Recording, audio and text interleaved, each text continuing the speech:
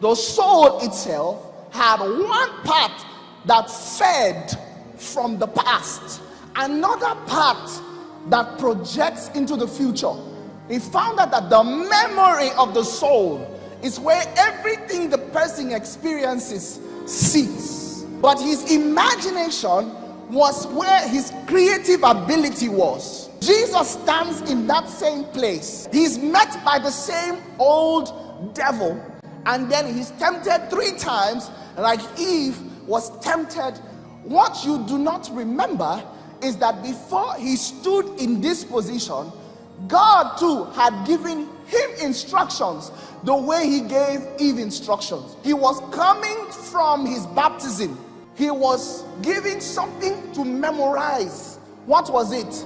You are my beloved son. In you I am well pleased. Everything must hear you. That was his last memory. Now the devil comes to check that memory and then tells him, you're hungry. Turn this stone to bread. See stone differently. Forget who they said you are. It is the behavior of the fatherless to take stone and hope it becomes bread. Consider yourself beggarly, looking at stone and salivating for bread. God is not here with you. If you don't take this stone and turn it to bread, you will die of hunger. See yourself in a way that's different from the last thing God said to you.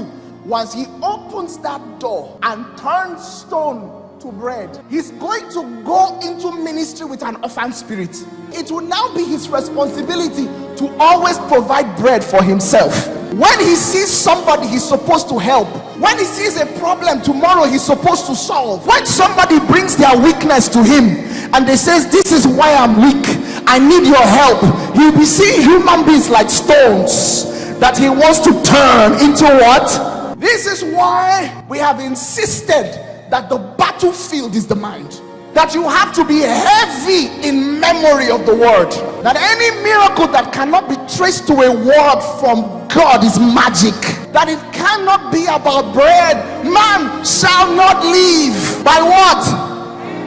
But by what? Every word. He tried to change his memory. He went back to the right memory. He said, I'm living by the word. There's no bread here. It's true, I'm hungry. The word says I am his beloved son. But that means that he will always give me bread. Which means if he does not give me bread now, I don't need bread. He will give me what I need. If I don't have it, I don't need it. If God can't give it, I don't want to have it. Man shall live by every. Give the Lord a shout in this place.